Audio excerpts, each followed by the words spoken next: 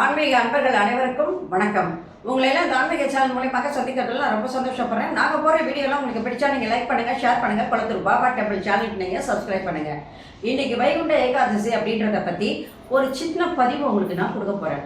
வாங்க இப்போ நம்ம வீடியோக்குள்ளே வரலாம். வைகுண்ட ஏகாதசி தான் இருக்கிற விரதங்கள்லேயே மிகவும் புண்ணியம் தரக்கூடிய ஒரு விரதம். இந்த ஏகாதசி விரதம் மிகவும் சக்தி வாய்ந்ததும் மகிமை உடையதும் ஆகும். இந்த விரதத்தை பற்றி நம்ம தெரிஞ்சுக்கணும் அப்படின்னா நீங்கள் கந்த புராணம், விஷ்ணு புராணம், பவிஷ்ய புராணம், அதே நேரத்தில் பிரம்மாண்ட புராணம் இதையெல்லாம் நீங்கள் எடுத்து பார்த்தீங்கன்னா இந்த விரதத்தை பற்றி பல விஷயங்கள் உங்களுக்கு தெரிய வரும். இது எவ்வளவு சிறப்பு வாய்ந்த ஒரு விரதம்ன்றதை நீங்கள் அதில் புரிஞ்சுப்பீங்க.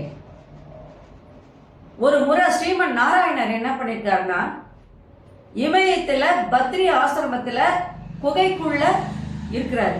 அப்போ அவருக்கு உறக்கமின்றி இருந்த அந்த நாள் வைகுண்ட ஏகாதசி என்று அழைக்கப்படுகிறது. இதை தேவர்களும் மகரிஷிகளும் மானிடர்களும் 14 உலகத்தைச் சேர்ந்தவர்களும் இந்த விரதத்தை மிகவும் சிறப்பு வாய்ந்த விரதம் என்று சொல்லி அனுஷ்டிக்கின்றார்கள். 7 உலகத்திலேயும் இந்த விரதமானது கடைபிடிக்கப்பட்டு வருகிறது. ஏன்னா பக்தியிலும் புண்ணியத்திலும் உயர்ந்ததாக கருதப்படுவது இந்த ஏகாதசி விரதமாகும். ஒரு வருஷத்துல கிட்டத்தட்ட 25 ஏகாதசிகள் வரும். இந்த ஏகாதசி மோட்சம் தரக்கூடிய விரதம். அதனால மோட்ச ஏகாதசி என்று இது அழைக்கப்படுகிறது. பரமபத வழி நட திறப்பு எல்லா பெருமாள் கோயில்கள்லையும் மார்கழி மாதம் இருக்கும். இந்த ஏகாதசி நாளில் மட்டும் அந்த நடையானது அவங்க என்ன பண்ணுவாங்கன்னா திறந்து வச்சிருப்பாங்க. அன்றைய தினம் காத்தால 3:30 மணிலேருந்து 4 மணிக்குள்ள அந்த பரமபத வழி நடை வழியாக இறைவன் வெளியில வருவார். அந்த நடை திறந்த உடனே முதல்ல யாருக்கு காட்சி கொடுப்பார் அப்படின்னு சொன்னா நம்மாழ்வாருக்கு தான் காட்சி கொடுப்பார். அவர் பார்த்ததுக்கு அப்புறம் நமக்கெல்லாம் அந்த காட்சியானது கிடைக்கும். அந்த நாள் பக்தர்கள் விரதம் இருந்து அதே நேரத்தில் தூக்கம் முழிச்சு இறைவனோடு ஒன்றுபடுகின்ற ஒரு நாள். அந்த பரமபத வழி நடை எப்படி திறந்து நமக்கு புண்ணியம் கிடைக்குதோ அதே மாதிரி அந்த நாள் நம்ம விரதம் இருந்து தூக்கம் முழிச்சு நம்ம இறைவனை நினைக்கும் பொழுது கண்டிப்பாக வைகுண்டத்தில் நமக்கு ஒரு இடம் கண்டிப்பாக இருக்குன்னு நம்ம நினைச்சுக்கணும்.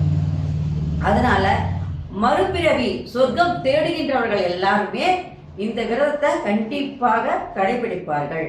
இந்த வருஷம் இந்த வைகுண்ட ஏகாதசி திருநாளானது 30/12/2025 செவ்வாய்க்கிழமை அன்னைக்கு கொண்டாடப்படுகிறது.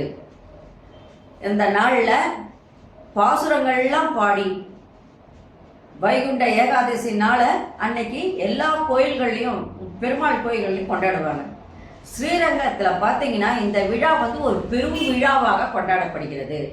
ராப்பத்து பகல் 10 ஏகாதசி ஒரு நாள் மொத்தம் சேர்ந்து 21 நாள் பெருமாளுக்கு பெரும் விழா அன்னைக்கு நடைபெறும். இந்த 21 நாட்களும் 4000 திவ்ய பிரபந்தமானது அங்கே பாடப்படும். எல்லா பெருமாள் கோயில்களும் செவி குளிர இதை நம்ம இந்த பாடல்களை கேட்கலாம். கேட்கும்போது நம்ம அறியாமலேயே நம்ம இறைவன் மீது நாம் ஈடுபாடு கொண்டவர்களாக அங்கே மாறி விடுவோம்.